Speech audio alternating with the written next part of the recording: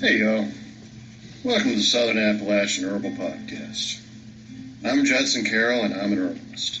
I'm also a wild crafter, a gardener, and herb grower. I'm coming to you from high atop the beautiful Blue Ridge Mountains of North Carolina, just a stone's throw from the Tennessee line, overlooking the Pisgah National Forest. Absolutely surrounded by the bounty of God's green earth. I spent most of my life wandering these mountains and learning about plants from the old timers and all sorts of characters. On this show, we'll talk about herbs and how to use them, how to find them, how to grow them, how to make preparations. We'll talk about a lot of things. We can also talk about permaculture, homesteading, foraging, and living off the land. Most anything, really. You can email me at southern-appalachian-herbs@gmail.com if you have a question or a comment. You can also contact me through the Grow Network, where I'm a regular contributor and a moderator for the forums. And my blog is, of course, southern-appalachian-herbs@blogspot.com. All right, y'all. I'm going to sit my guitar down and let's talk about herbs.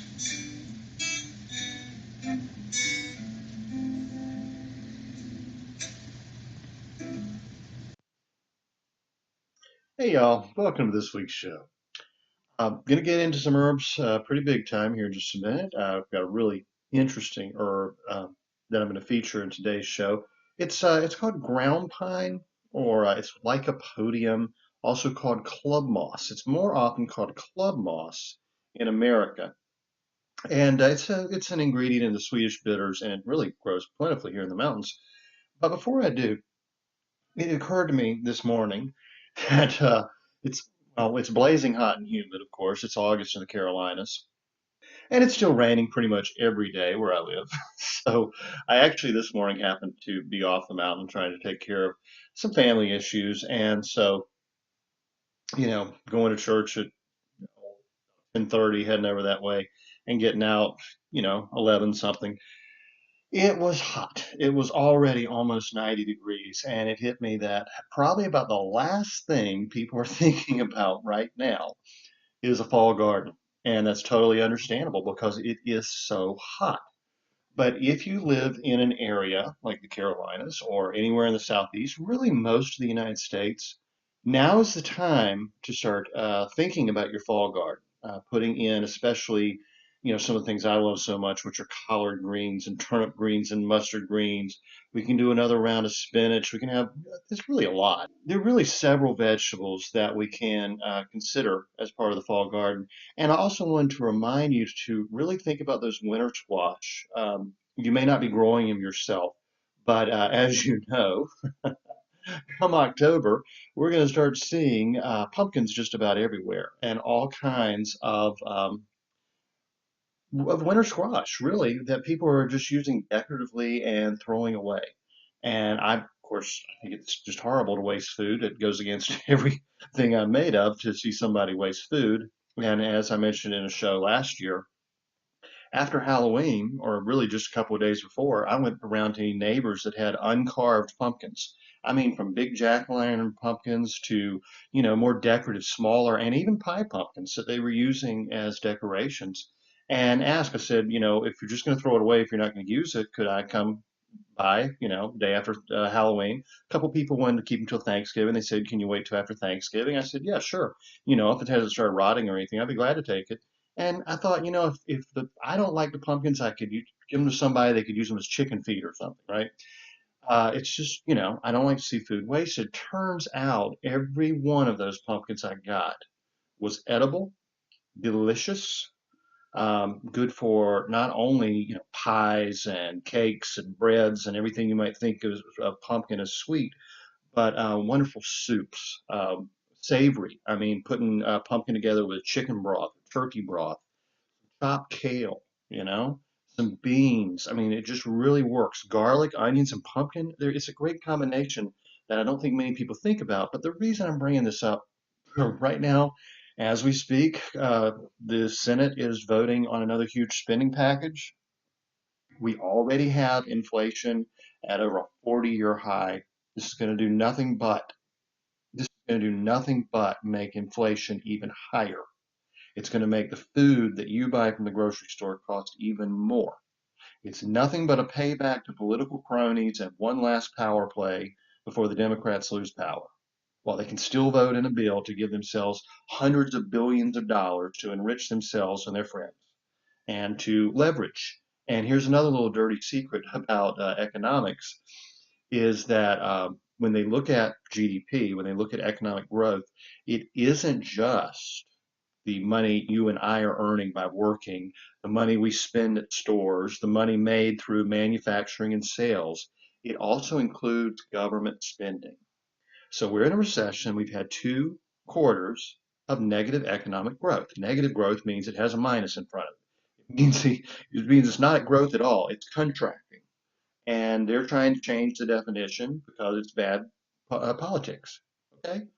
Um, but for 100 plus years, a recession has been 2 quarters of negative growth. They do not want going into the November elections a third quarter of negative growth. So they're going to try to pass this spending bill, and I'm sure they probably will, because that money, government spending, will be counted as economic growth, even though it's just taking tax dollars out of your pocket and spending it on waste, fraud, and abuse. They're also going to hire thousands of IRS agents. Why in the world would you do that? Well, they're going to be auditing people, obviously. And look, I had some serious frustrations with the IRS. I think it was last year, year before last, during COVID. They just didn't go into work, and you had to call in. You'd be on hold for hours and hours and hours, and finally speak with someone who was working from their home. And we were really overworked, and I actually felt sorry for IRS agents, which is a new one I think for anybody. So I can understand if they need to hire a few people, but the main reason they're doing it to help us out. It's because they can keep those jobs numbers inflated if the government hires more people. But what the point of all this is, inflation's going higher. We already have serious supply chain issues. They're trying to make a pandemic out of this ridiculous monkeypox. The same way they wouldn't advise people to lose weight because being obese was a comorbidity factor for COVID. They didn't want to hurt the feelings of fat people. They won't admit that 98, 99% of all monkeypox cases are among gay and bisexual men. And a doctor was being interviewed yesterday. He said what he's seeing coming in his hospital, what he's seeing in the research, over 60% of them had HIV already. So already weakened immune systems makes this virus strongly able to target that group. And for the rest of us, we probably don't want to worry about it if we just, practice responsible behavior. But they're trying to turn it into a pandemic, which is going to cause more supply chain issues, which means, right now I walk into the grocery store and there are empty shelves. I mean, not fully empty. Let's say there's 5 varieties of cheese, right? 5 brands of cheese. One of them's going to be empty, maybe two. Just isn't going to be there. The sticker's still going to be on the shelf, but the cheese isn't in stock. I go to get my dog some dog food, and the shelves were essentially bare of about 5 or 6 brands. They only had the really big bags of food he wouldn't eat. That's happened 2 or 3 times now. Went to the grocery store a couple of times. There were only a couple of jugs of milk left on the shelf, and it was just their store brand, not the, you know, these supply chain issues are really starting to hit. And, because fuel has gone up so much because of the utterly incompetent Biden administration, diesel and gasoline and natural gas has just gone through the roof exponentially because, when you drill less and you have less, supply shrinks and demand remains the same, and so price goes up. Well, war in Ukraine, of course, didn't help either, but it is more the Biden administration's fault than it is Putin's, believe it or not. I used to do economics for a living. I know what I'm talking about on this stuff. Um, yeah, that's another chapter of my life. I was an herbalist growing up, but for a while I worked in a very different field before I came back to herbalism. That's hitting the farmers and the truckers so hard because they don't have fertilizer. They're saying, and look, I'm all about organic gardening and farming and all about permaculture. But when it comes to commodities, they are driven by fossil fuels. The corn, the wheat, the soy products, et cetera, et cetera. And a lot of that, goes into feed for the cows and the chickens and the pigs. It's going to raise prices really across the board. The smaller harvests we're going to see this fall going into through the winter and into spring. The harvest of commodities is usually done a year in advance. So this is not going to get better anytime soon. And if you haven't done so already, it's really time to start thinking, how can I grow food year round? I highly recommend you go to the Grow Network, where I'm an admin on the forums, a moderator. We keep the peace. We offer advice when we can, and take some of the classes there. They're really good. You can learn about biointensive gardening. You can learn a lot of strategies to grow some kind of food year round, even if you're in a condo or an apartment. I mean, they're really knowledgeable people on there. There are other really great sites. Okay, if you're interested in permaculture, my friend and teacher Matt Powers is about the best there is. Check out Matt's work. Go to permies.com, which is a permaculture website. Jeff Lawton is, he's a legend. Check out Jeff Lawton. You'll get some really good ideas. But permaculture is a little, say, more extreme than the average backyard garden. And so I really do think the Grow Network is a wonderful resource, wonderful place to start learning to grow food. Ask questions. Heck, I post a bunch of recipes on there, so you can even learn to cook a lot of the food you're growing. I mean, I am, a real big into cooking and eating. And Biden's already been warning about another dark winter. Okay. Take it seriously. Take the warning seriously. Always remember the normalcy bias. I've talked about this so many times.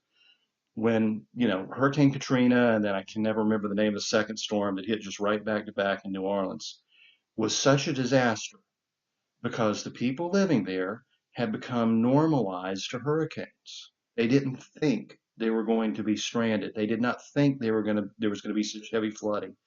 And they ended up on their rooftops having to be rescued by the National Guard and the military and all that, with a lot of gang violence and criminality going on, taking advantage of those people. And, if they had just kind of thought, what's my escape route? How do I get out of here? Do I have maybe some food and water stored if I have to stay home for a few days before those storms moved in?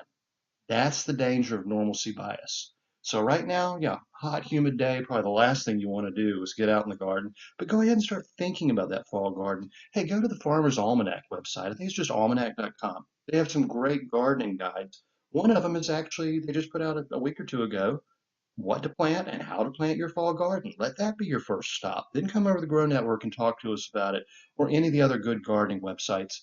I highly recommend a site called Dave's Garden. When I want to know specific advice on how to grow any plant, I always go to Dave's Garden first.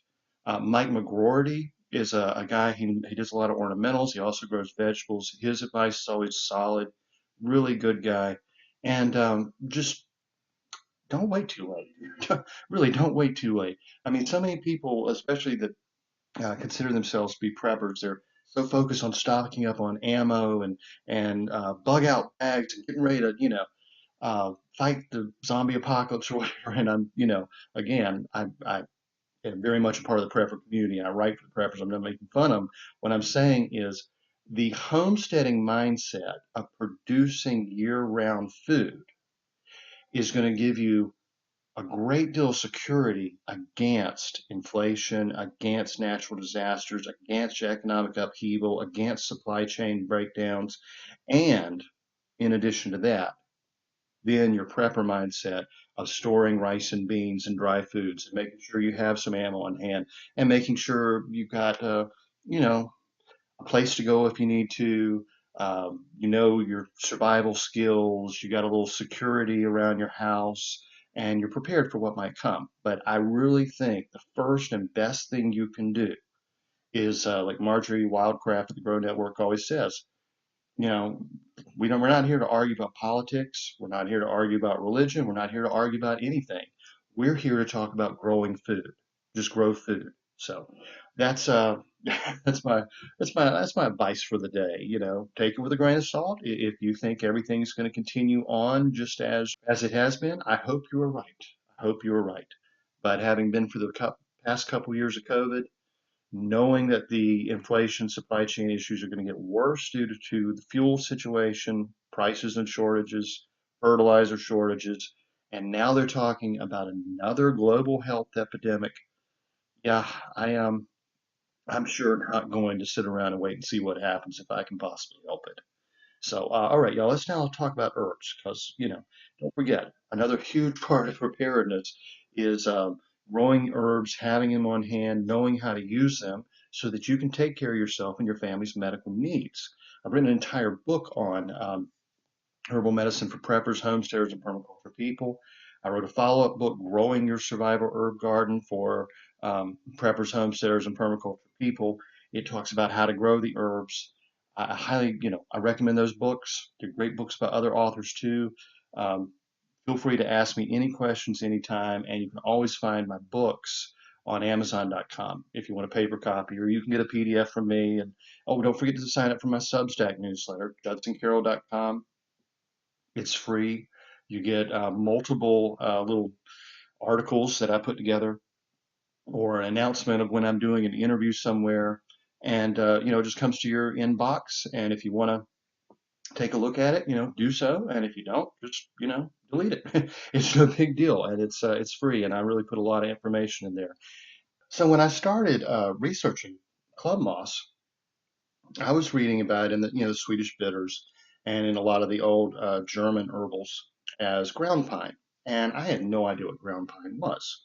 I remembered in Stephen Herod Buhner's book that he had talked about a beer that was brewed. He's got a book called Sacred and Healing Herbal Beers, which goes back to the tradition of using herbs in a lot of brewing. It's a really interesting book, by the way. Pretty fascinating, really fascinating book, actually. And he mentioned that club moss had been used both as a flavoring ingredient and as a means of clearing beer so it wouldn't be cloudy, and probably had some preservative principles as well. And he wrote in parentheses lycopodon, which is the Latin name for it. And he mentioned very briefly that sometimes it was also called ground pine. And so I'm literally driving down the road one day, and I thought, I wonder if ground pine is club moss. That hit me, right? And then I contacted my herbalist friend up in Canada, Tori, and I said, Tori, do you know if ground pine and club moss are the same thing? Well, she gave me some really good information. She sent me a whole list of various varieties of lycopodon and which ones should be used and which ones shouldn't. And that really sent me down the path to learn about this plant. And here's the ironic thing. She finishes her message back to me with, you probably have this growing all around you. And I thought, wow, it's growing all around me and I've never noticed it. Well, if you've ever been out in the woods, in the mountains, you see all these little plants that look like little tiny pine trees. I always thought they were some kind of little seedling of a pine tree. I never paid any attention to them. That's actually what club moss is. It's a little It just looks like a little tiny, maybe 6 inch, sometimes a foot tall. I've seen a couple of them that are pretty large, but usually about 6 inch tall little pine tree looking thing. And then you get down and you look at it and you realize, wait a minute, this isn't a tree. It's not pine, but it looks enough like pine that people would call it ground pine. And yeah, the stuff is literally growing all around me. In fact, on the other side of the creek, from where I gather ramps in Easter, the other side of the hill is almost completely covered in club moss or ground pine. So now, and it's actually the right variety that I want to use in herbal medicine. So I have been experimenting a little with this herb. So let's talk a little bit about lycopodium. Maria Trevin really recommended club moss quite a bit in her books, and that was a little controversial. It seems that the plant contains lycopodine, which can be poisonous. It can actually be a nerve paralyzing agent, and this is in large doses. Some varieties are stronger in it, and that's why we have to be careful with this herb and make sure we're using the right one. It also contains clavitine, which is toxic to animals. The spores, though, are not believed to be toxic, and in fact, they've been used a whole lot in herbal medicine for stopping bleeding and such. Lycopodium clavatum. This is what I believe Plants for Future says. A decoction of the plant is analgesic, anti-rheumatic, carminative, mildly diuretic, stomatic, and tonic. It is used internally in the treatment of urinary and kidney disorders, rheumatic arthritis, oral cystitis, gastritis. It is applied externally to the skin for skin diseases and irritations. The plant can be harvested year-round, is used fresh. The spores of the plant are antipyretic, decongestant, diuretic, and stomatic. And it contains the warning on toxicity for both the Lycopodium clavatum and the Lycopodium serratum. But the clavatum is more used in herbal medicine from what I've been able to ascertain. So, in interest of finding out exactly how toxic this is and whether or not I should even be using it, even though it is an ingredient in the Swedish bitters, I look to the PDR, the Physician's Desk Reference for Herbal Medicine. This is a huge encyclopedic book. I mean, I'm looking at it on my shelf. It's probably weighs about 12 pounds. It's just a big old thing that a doctor will use to look up and see if there are any counterindications with an herb you're using and a medication, or between various herbs that you might be using. It's not often used as say, a manual for prescribing herbs. It is full of references to studies that have uh, but they've looked into the efficacy of the herb, but they also really looked for contraindications and toxicity. This was the best place, obviously, to look for whether club moss, Lycopodium clavatum, should be used. And under precautions and adverse reactions, the PDR, the physician's desk reference, actually says no health hazards or side effects are known in conjunction with proper administration of designated therapeutic doses. Irritations should be expected with extended use of the drug. Despite the toxicity of the alkaloids, no poisonings have been reported. Now, that's very interesting, isn't it? Plants for a Future, which is a very good resource, gives this kind of scary warning about using club moss. But the actual physician's desk reference says no reported poisonings, no problems, nothing in conjunction with proper administration of designed therapeutic doses, designated therapeutic doses, and just warns against using it long term. That made me feel a whole lot safer about using this herb. It made me a whole lot more comfortable. So, what Maria Trevin had said about Lycopodium, about club moss, she said it was an evergreen plant and could be 1 to 2 meters. But she was talking about the way they grow along the floor. The spikes that come up like looking at little trees are actually part of the plant that goes more like a vining or trailing along the floor. What do you call that? Recumbent. She says from these ramblers grow 7 to 10 centimeter high forked branches that are soft to touch. 4-year-old plants develop yellow spikes which yield the pollen called club moss powder. That's actually the spores. All right, so club moss, she said, contains radium. Now, this is interesting. I found a couple of references to this.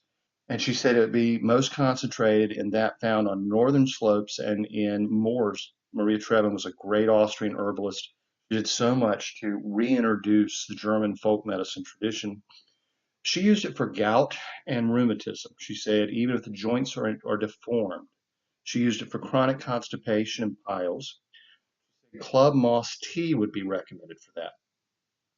However, people who suffer from diarrhea should use the tea only with the greatest caution, as it could cause cramps in the intestines.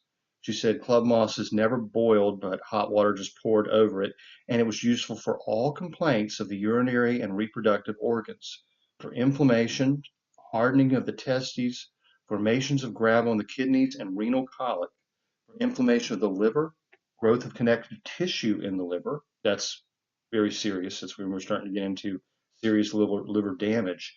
She said it could be used for growth of connective tissue in the liver, even if malignant. It's very important. We have a real epidemic of liver disease these days, and if what she said is true, and she's certainly had a lot of anecdotal evidence to point to the effectiveness of this herb, people should really be investigating lycopodium for liver issues. She said club moss was indispensable, and with use, the convalescent, the sick person, quickly regains his strength. She said that the husband of an acquaintance who suffered for years from shortness of breath at night, which was treated as asthma, but got worse, he visited the doctor again and was told he had to stop working or he'd be dead within a week. It turned out the man's liver was very diseased. He was suffering from a hardening of the liver, which we now call cirrhosis, and it was really in kind of its final stages. And apparently, the shortness of breath at night is one of those symptoms. She recommended he use club moss. She says, on my advice, the woman got some club moss, which helped very quickly. Would you think it a miracle if I told you that this man lost his terrible nightly shortness of breath after the first cup of club moss tea? Now, that is, as I said, it's anecdotal evidence, but there is nothing I know of pharmaceutically that is that strong. She said that if you know someone in your circle of friends suffering from cirrhosis of the liver, even if it is very bad, give this person hope and point to our radium-containing club moss, so important to herbal medicine. So, like I always say, do your own research, but there's not a lot that modern medicine can do for cirrhosis of the liver. We have found various herbs like milk thistle that do help reduce liver inflammation, and this in the early stages, the inflammation stage, and regenerate and repair liver tissue. If Lycopodium club moss is another such herb, I think it really needs to be investigated. And I hope someone in the allopathic, professional, Western, whatever medicine community will take me up on it and do some of that research and see if it is as effective as Maria Trevin said. For a lot of people, cirrhosis is simply just a death sentence. A lot of people cannot get liver transplants, especially in the era of COVID when there's been a lot of controversy about people being denied organ transplants because they refuse to take the vaccine. Another anecdote she gives, which is very interesting, was from a botanist. Said that when he was a student, his friends were walking in the mountains, and on a path he found a large rambler, as she says, of club moss, and he wound it around his hat. Later that evening, one of his friends got a terrible cramp in the foot, and he said the foot just like, I mean, like it's like a Charlie horse. He just, turned at an angle and got all contorted. And he wrapped the club moss around the cramped muscle, and it began to loosen up and go back to normal. So that's another very interesting aspect of club moss. And in the Germanic tradition of herbal medicine, mosses and ferns are very often used for cramps, muscle pain, nerve pain. Uh, I co-wrote the Herbs and Weeds of Father Johann Kunzel with the Austrian herbalist Jolanta Witte, and she decided to test it out. She tried it out. Her husband had a really bad muscle spasm in his back, and she put some moss on it, and he believed it just really helped a whole lot. He got over the muscle spasm, the muscles relaxed, the pain went away, and they went out and took a walk and had a wonderful evening after that. So I am experimenting with ferns and really being very impressed with their use. Absolutely. Ms. Trevin attributes that property to the radium she says is contained in club moss. But she says that a botanist shared that experience with a specialist, a medical doctor, and he looked into it and found that club moss was very good for relieving people of cramps of the legs and feet. And she recommended, and it's really fairly common in the German tradition of German folk medicine, to take club moss and ferns and also hay flowers, but especially club moss in this instance, and put it in a pillow and keep it near the bed, in the bed with you if you have nerve pain in your legs and feet or wherever you might have it, a neuralgia, or are prone to cramps. And as for one of the other interesting properties, I mentioned that it has diuretic actions and it's good against kidney stones.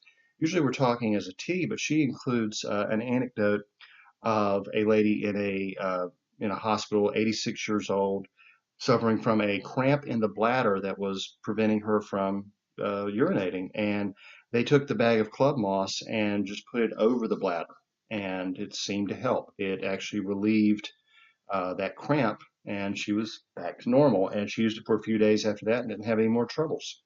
And likewise, as a diuretic, Miss Trevin herself used club moss tea and club moss pillows or wraps around the kidneys as a diuretic, and she lowered her blood pressure. She said it was at about 200 and went down to 165. That's pretty impressive, just from wearing a small bag filled with club moss on the kidney region from time to time. I'm not sure exactly how she was monitoring blood pressure back in the 70s. I mean, we're looking at systolic and diastolic, and that 200 pretty high if we're going by our measurements. But anyway, I think that's a personal anecdote, definitely worth thinking about. Like I said, this is a really interesting herb, a very interesting herb, and interestingly used topically.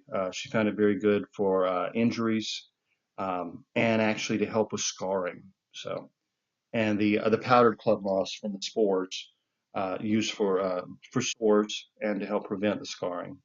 Now, Brother Aloysius, in the tradition of German folk medicine, he was Father Nape's protege. He was a big influence on Miss Trevin. His herbal was one of the very best of the tradition. Now available under the title A Healer's Herbal. It was written, I think, around 1920. Fell out of copyright for a while, and someone brought it back under another title. It's Brother Aloysius. He recommended club moss for cuts, dropsy, that's edema, water retention, dysentery, diarrhea, boiled in wine to expel stones, a decoction used as a wash for parasites, and placed in a bed for foot cramps. But the British herbalists were certainly not unaware of club moss either. Uh, Apparently, they had learned of club moss probably through their indigenous traditions, but also through Arab traders trading with the Arabian people. And we would assume they may have learned some about it during the Crusades and such. The Arabian, the Islamic school, really, of herbal medicine was very much influenced by Galen, so it has a lot of roots in the Greek tradition as well. Gerard, writing the 1500s, said the Arabian physicians put the moss in their cordial medicines as fortifying the stomach to prevent vomiting and to stop the lask. And lask was a term for diarrhea, essentially. He said that the moss, boiled in wine and drunk, stops spitting of blood, pissing of blood, and bloody flux. So he found it useful against internal bleeding. And once again, yes, pissing was the word they used back in the 1500s. It was not considered impolite at the time. Moss made into a powder, he said, was good for bleeding and wounds, so using it very much the same way. He said a certain variety called wolf's claw would provoke the urine and was particularly good against kidney stones. Uh, Unfortunately, he did not say what the Latin name was of wolf's claw, but apparently that's another variety of club moss. Used in wine, it was good to mitigate the pain of gout. And he also used it, as Buhner had mentioned, as a preservative. I told you how Stephen Buhner said it was used as a flavoring preservative in beer. This is Gerard in the 1500s. He's a contemporary of Shakespeare and all that, and really more of a plant collector and gardener than anything else. But he found that putting club moss into wine that had begun to turn, he said even become slimy, would restore it to its former goodness if it be hanged in the vessel. That's it's quite a claim, actually. I mean, when wine turns and begins to become vinegar, it's usually thought of as spoiled. The only thing you can really do is let it become wine vinegar. If the club moss actually was that powerful in restoring the wine to its original state, uh, that's uh, that's something the winemakers and brewers really ought to look into as well. And Culpeper, about 100 years later, said that the club moss was particularly good. He said singularly good to break the stone, kidney stones, bladder, gravel, the whole bit, and to expel and drive it forth by urine. He said to boil it in wine and drink it for that purpose. So again, we're seeing in different countries very similar uses of club moss. And in Ireland, John Kehoe says if inserted into the nose, it stops bleeding. So I'm assuming he means the spores. Of course, they would help staunch blood and have a styptic type quality. And he said it's a useful ingredient in astringent ointments and would help stop the diarrhea if taken in wine.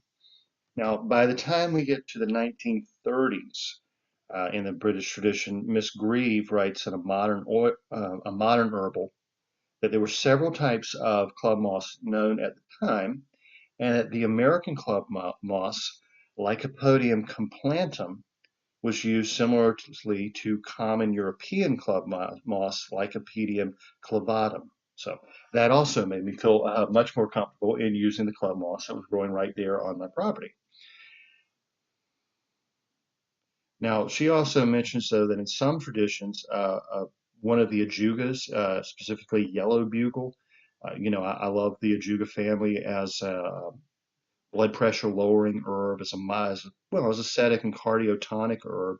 But it was also commonly called European ground pine. So the common names had gotten confused. And she made clear that we are speaking specifically of Lycopodium, and that there was a Chinese club moss which she was finding useful in the 1930s for dementia and Alzheimer's type symptoms. So there's another interesting club moss that really needs to be looked into. And interestingly, of that Chinese club moss, which is Lycopodium selago, Plants for a Future says it's hypnotic. Chewing the stems is said to induce mild intoxication and can even cause unconsciousness. Oh, that's a very, very different club moss than what I have growing across the creek. And really, yeah, all of these need to be explored for their individual uses. But as speaking of the common American and British club moss, the Lycopodium clavatum or the Lycopodium complanatum, she says the part of the okay, she said at this point, part of the plant being used was the spores as a powder, a yellow powder, and that was what was mostly being used in herbal medicine in England in the 1930s. But the whole plant could be used dried and was used by ancient physicians for stomach issues as a diuretic, particularly for kidney stones and kidney complaints. And she said that the spores didn't really come into use until the 17th century when they were employed as a diuretic in dropsy and drastic diarrhea, dysentery, and suppression of urine. Also used as a nervine in spasms and hydrophobia. So this is the first mention here in the British tradition of using the Lycopodium for cramps and spasms.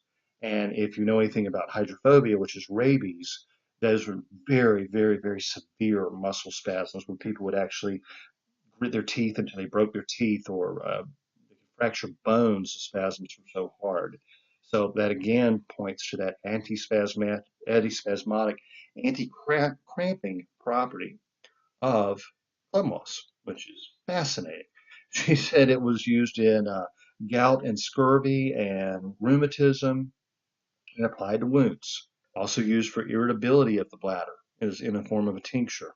She said in the 1930s, when they were using mainly the spores, she said they were used both internally and externally as a dusting powder in various skin diseases such as eczema and erysipelas, and for excoriated surfaces to prevent chafing in infants.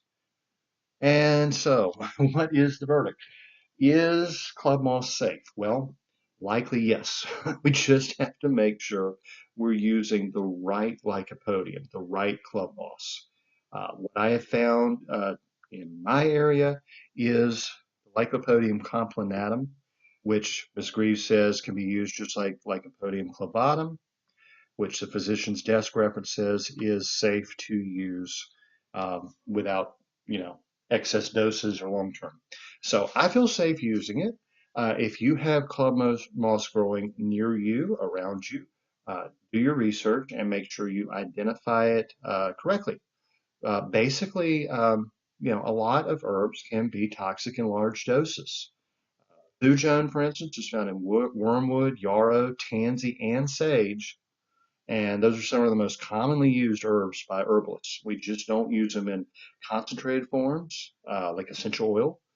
We don't use them to excess or long term. Licorice is one of the most commonly used herbs, and it can be very dangerous used in large doses or over a large period of time.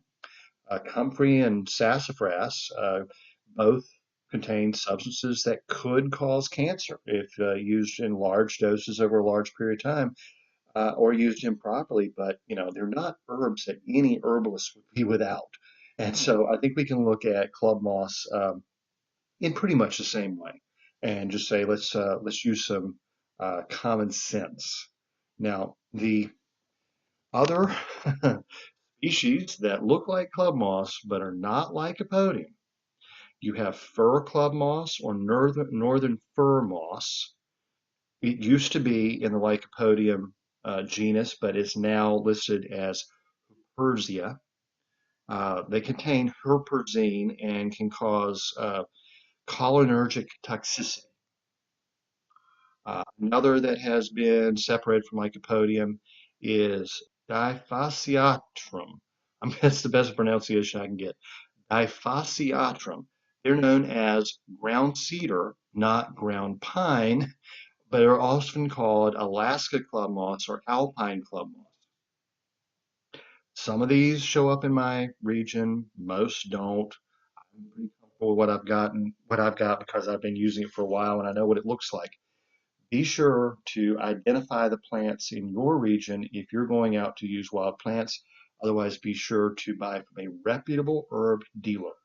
And remember, sometimes even they get it wrong. So I always think it's the best thing to be able to identify the plants yourself, grow them, harvest them, use them yourself when at all possible. All right, y'all, have a great week. Go explore your club moss and see if it's something you might find useful. And remember, just plan at least one season ahead when it comes to gardening so that we're not dependent on stores and shipping and trucking, the supply chain, in other words. So have a great week, and I'll talk to you next time. The information in this podcast is not intended to diagnose or treat any disease or condition. Nothing I say or write has been evaluated or approved by the FDA. I'm not a doctor. The U.S. government does not recognize the practice of herbal medicine, and there is no governing body regulating herbalists. Therefore, I'm really just a guy who studies herbs. I'm not offering any advice. I won't even claim that anything I write or say is accurate or true. I can tell you what herbs have been traditionally used for. I can tell you my own experience and if I believe an herb has helped me. I cannot nor would I tell you to do the same. If you use an herb anyone recommends, you are treating yourself. You take full responsibility for your health. Humans are individuals and no two are identical. What works for me may not work for you. You may have an allergy, a sensitivity, an underlying condition that no one else even shares and you don't even know about. Be careful with your health. By continuing to listen to my podcast or read my blog, you agree to be responsible for yourself, do your own research, make your own choices, and not to blame me for anything ever.